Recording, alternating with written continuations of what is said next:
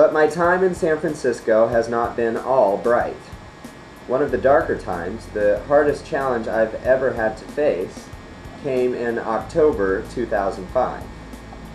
I went for a routine HIV test, though it wasn't as routine as it should have been. It had been over 2 years since I was last tested. Still, I was fairly certain that I had nothing to worry about. My friend Caleb and I went together for our respective tests at the Castro Mission Clinic on 17th Street. The test they used at this particular clinic was the OraQuick Rapid Results Antibody Test, and I could not have been more pleased at the time that, for the first time for me, this procedure would not require blood or needles, only a quick swab of my gums. As I conferred with the counselor, Dave was his name, about why I'd come in for testing and generally what my lifestyle habits were, we concluded that I was a low-risk, precautionary testing candidate. Dave went to the lab room to retrieve my test results after our council session, and he returned to the room to inform me that I'd tested preliminary positive to the test, meaning it detected the antibodies to HIV in my system. My mouth went agape and I just sat there in shock, frozen, shooting up psychological brick walls to absorb the impact of what was hitting me. Dave seemed a bit thrown off by the result as well, asking me essentially, "Are you sure there's not something we didn't talk about in our conference that might explain this?" Of course there wasn't, and after Dave and I tried to process a bit of what I was feeling, he advised that I could just let it go, at which point I did, and started bawling. Caleb came into the room to support and console me and to hold my hand when the lab technicians came into the room, this time to use a needle and draw my blood. You see, the procedure for the preliminary positive oral test result is to run a confirmatory blood test, the results of which are not available until an excruciating week after the blood is drawn. I spent that week doing a lot of thinking and seeking the support of my friends around me, and had it not been for Caleb, Roni, Joe, Blaine, Katie, Brian, Rachel, Risa, Arania, Tanya, and Sky, I wouldn't have been able to keep it together the way I did. The information I had on the rapid oral test from the clinic and from credible internet literature was this. It was approved by the FDA in spring 2004. It tested for the presence of antibodies that fight HIV, not the presence of the virus itself. It was specific to the HIV antibody, and it was 99.3% accurate in identifying true positives, which means that only 7 in 1,000 positive test results ended up being false.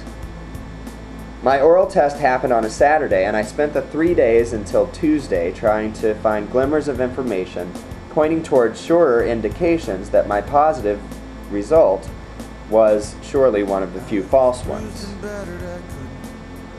My chances are greater, I thought, because I don't engage in high-risk behaviors, and I've been sick with a sore throat and congested head for a couple of weeks now, so perhaps the antibodies to that bug caused the positive test reaction. It was the latter that drove me to an appointment with my general practitioner, Dr. Joseph Elson, on Tuesday of that week. I don't have any indication that that might be the case, he told me, but I can tell you as an HIV specialist that if you are indeed positive, you're not going to die of this. You're going to live past 85 and you're going to die of old age, really. This thing is not what it used to be. It's much more manageable these days. That was the crux I needed to end my agonizingly desperate clinging to the hope it was a false positive and to begin getting used to the idea of living with HIV. It was such a strange experience moving through that week, a foreigner in my own skin, powerlessly thinking either it's in me or it's not. There's nothing I can do about it and I just have to wait to find out. I aged 17 years in 7 days. I went back to the clinic, accompanied by Roni and Joe, for my blood test results on Saturday, October 22nd, when a technician/counselor named Nancy informed me that my blood test had come back negative. That was another surreal experience. I knew she'd said what I wanted her to say, but the shock of such an intense moment made it, too, difficult to absorb all at once. Joe sat on my right side, Brony on my left, each of them clutching one of my hands and weeping, to which my shocked and confused state responded with the thought, I think she just gave us the result we wanted to hear, but why are my friends crying so much this way? Of course, the intensity of what they'd also been through that week had finally found their catharses, and it was time for them to just let it go. Follow-up tests confirmed that I was indeed HIV negative. I dubbed that day of my first negative blood test result, October 22nd, 2005, official Christopher Warner Day, and I made a promise to myself to observe it in future years by celebrating life and putting into focus what is really important, like health, happiness, love, and support, and what isn't, like everyday trivialities that can sometimes get me worked up, but need not. I certainly don't mean to be insensitive with all this to people who are HIV positive, only to share an exceptional experience I had that granted me a new lease on life. I celebrated that night among friends at John, Anders, Dan, and Larry's Halloween party. Still, the experience of having to have gone through the agony of that week of waiting was hard for me just to sit with. I thought maybe the head cold virus I had been carrying when I got tested may have, in the end, been responsible for the false positive, and I wanted to share that tidbit with an expert just in case it might prevent someone else from unnecessarily going through the same painstaking week-long experience. In the midst of playing phone tag with Barbara, an administrator at the San Francisco AIDS Health Project, who had been in charge of my test at the Castro Mission Clinic, an article came out in the San Francisco Chronicle. It said that of 200 positive OraQuick results in San Francisco clinics since that preceding May, 47 of them had ended up being false, one of which was mine.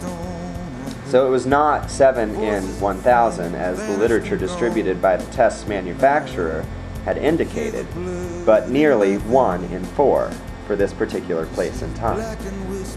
That manufacturer, OraSure Technologies, based in Bethlehem, Pennsylvania, shirked all liability, claiming it was happening by some fluke in San Francisco alone, and they'd send somebody out from their base to investigate. 2 days later, though, the New York Times printed a story that the same thing had been happening in New York City clinics. The San Francisco AIDS Health Project discontinued the use of the OraQuick test shortly thereafter in November 2005. And my clothes don't fit me no